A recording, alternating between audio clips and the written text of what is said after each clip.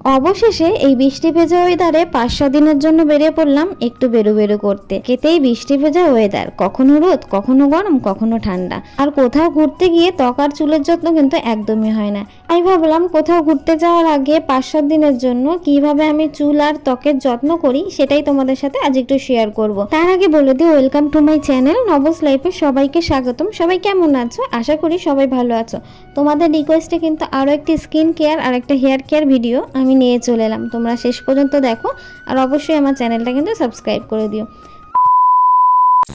তো আজকের ভিডিওটা শুরু করছে কিন্তু আমি আমার স্কিন কেয়ার দিয়ে। যেহেতু 5-7 দিনের জন্য বেরোবো, কোথাও গিয়ে দেখবে একদম নিজের যত্ন নেওয়া হয় না, খালি কিন্তু ঘোরাঘুরি হয়, খাওয়া দাওয়া তো আনলিমিটেড থাকে, এরকমই হয়। যেহেতু কোথাও ঘুরতে গিয়ে চুলের যত্ন করা হয় না, স্কিন কেয়ার করা হয় না, তাই ভাবলাম যে এমন একটা ব্যবস্থা করে যেতে হবে যাতে আমার স্কিন আর চুলের ওপর কোনোভাবে কোনো না এফেক্ট পড়ে। তো প্রথমে শুরু করলাম স্কিন কেয়ার দিয়ে।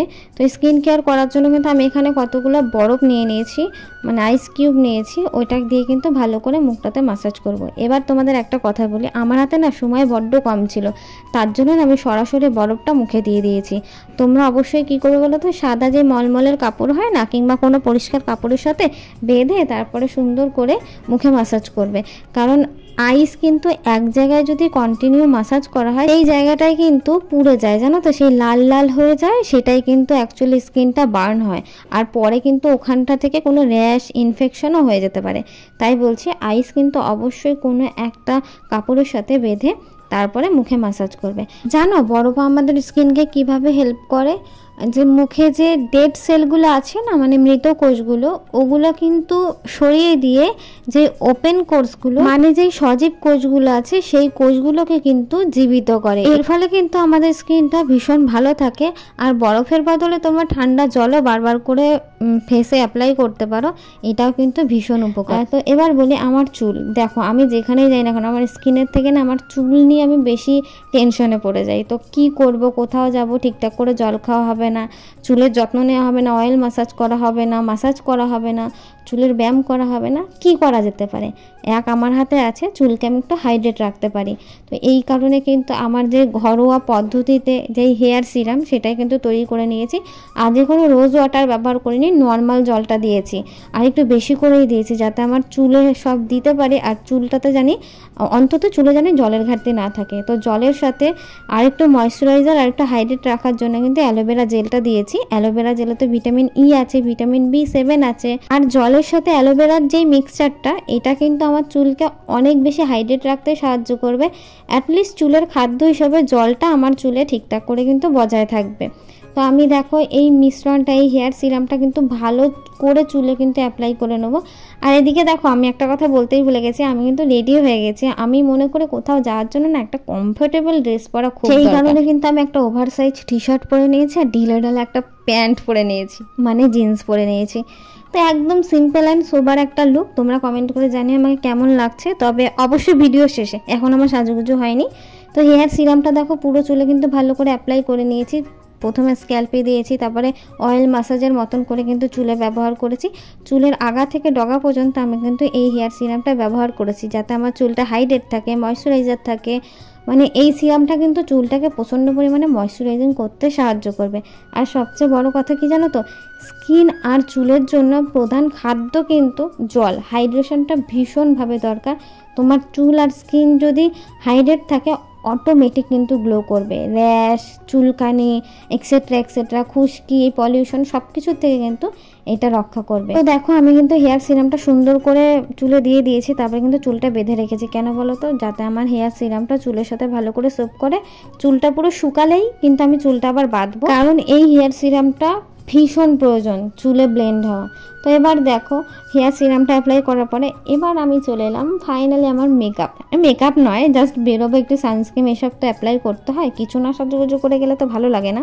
তো প্রথমে কিন্তু আমি টোনার ব্যবহার করলাম, তবে টোনার হিসেবে কিন্তু আমি রোজ ওয়াটারটা ব্যবহার করেছি। তারপরে একটা ফেস সিরাম ব্যবহার করেছি, যেটা সোমিস ক্যানফেয়ার সিরাম, এটা আমার স্কিনে ভীষণভাবে স্যুট খায়। তারপরে দেখো একটা ময়শ্চারাইজার অ্যাপ্লাই করছি। আর এদিকে কি হচ্ছে জানো, আমি এদিকে রেডি হচ্ছি আর এক একটা করে আমার ব্যাগে ঢুকাচ্ছি। মানে এগুলো তো আমাকে নিয়েও তো যেতে হবে, ওখানে গিয়েও তো একটু সাজুগুজু করতে হবে নাকি। তারপরে দেখো মেন যেটা আমার সবচেয়ে ফেভারিট জিনিস, সানস্ক্রিন।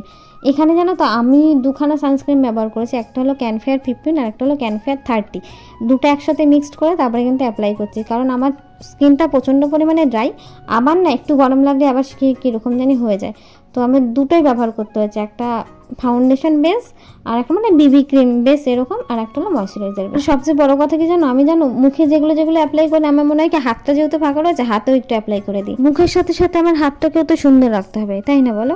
জানো তো বেশ কিছুদিন ধরে আমার কাছে একটা কমেন্ট আসছে যে দিদি তোমাকে আমার ভীষণ ভালো লাগে, তুমি খুব মিষ্টি, তোমার ভিডিও আমি সব ফলো করি, তো তুমি তোমার ভিডিওতে আমার নামটা একটু নিও। থ্যাংক ইউ, এইভাবেই ভালোবাসা দিও। প্রথম কথা হলো আরও অনেক বেশি বেশি করে ভালোবাসা দিও, আর এইভাবেই পাশে থেকো, সাপোর্ট করো। তবে তোমার নামটা তো পুরো নামটা তো দেয়া নেই, তো তোমার অ্যাকাউন্টে যেটা আছে N631 বলে, তো সেটাই আপাতত নিলাম।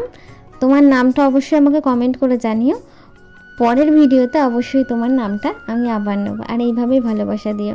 জানো ওদিকে কী হয়েছে, তোমাদের সাথে গল্প করতে করতে আমি তো ভিডিও করছিলাম আর রেডি হচ্ছিলাম, হট করে না মাঝখান দিয়ে কারেন্টটা চলে গেল, তার জন্য দেখো কেমন একটা অন্ধকার অন্ধকার, তোমরা একটু ম্যানেজ করে নিও।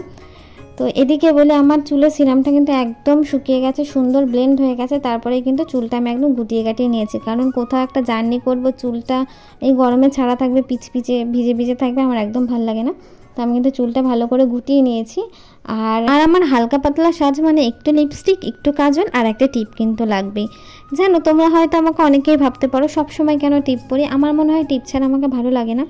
তোমরাও কমেন্ট করে জানিও আমাকে টিপ পরলে বেশি ভালো লাগে নাকি টিপ ছাড়া বেশি ভালো লাগে। ফাইনালি আমার সাজুগুজু শেষ। 2000 years later. সত্যি কোথাও যাওয়ার সময় নিজের সব কাজ গুছিয়ে ব্যাগ পত্র রেডি করে বেরোতে এত বেশি লেট হয় কি আর বলবো। আর এদিকে দেখো আমি একটু বেড়াতে যাচ্ছি বলে আমার মায়ের মনটা একদম খারাপ হয়ে গেছে, দেখছি কি চোখ মুখ ছোট ছোট হয়ে গেছে। আমি মাকে বললাম আমি তাড়াতাড়ি চলে আসবো, তোমরা টেনশন করো না, তোমরা ঠিকঠাক করে খাওয়া দাওয়া করো, সুস্থ থাকো, আমি খুব তাড়াতাড়ি বাড়িতে চলে এসে আবার তোমাদেরকে জ্বালাবো।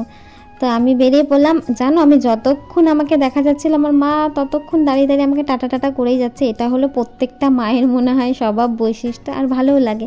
সত্যি কথা বলতে কি আমিও না মাকে একটু একটু করে মিস করি, মাকেও বাবাকেও।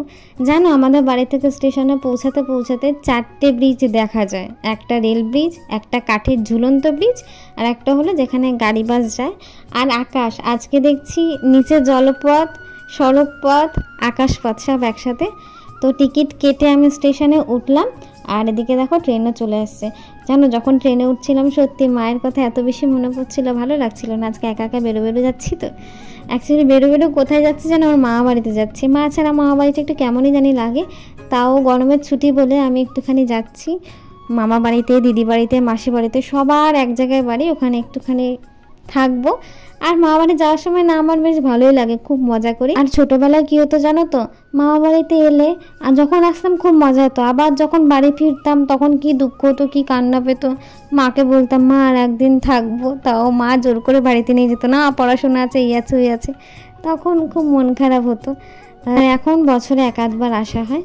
তো যাই হোক তোমাদের সাথে গল্প করতে করতে কিন্তু আমি স্টেশনে পৌঁছে গেলাম, আমার জামাইবাবু আমাকে নিতে এসেছিলো। আর প্রথমে গেছিলাম দিদি বাড়িতে, গিয়ে দেখি আমার পুচকাটা ঘুমোচ্ছে। তো আজকে ভিডিওটা এখানেই শেষ করলাম, খুব শীঘ্রই ফিরে আসবো নতুন আরও একটি হেল্পফুল ভিডিও নিয়ে। ততক্ষণ তোমরা লাইক, কমেন্ট, শেয়ার, সাবস্ক্রাইব যা যা আছে মোট কথা করে দাও, আর অবশ্যই কমেন্ট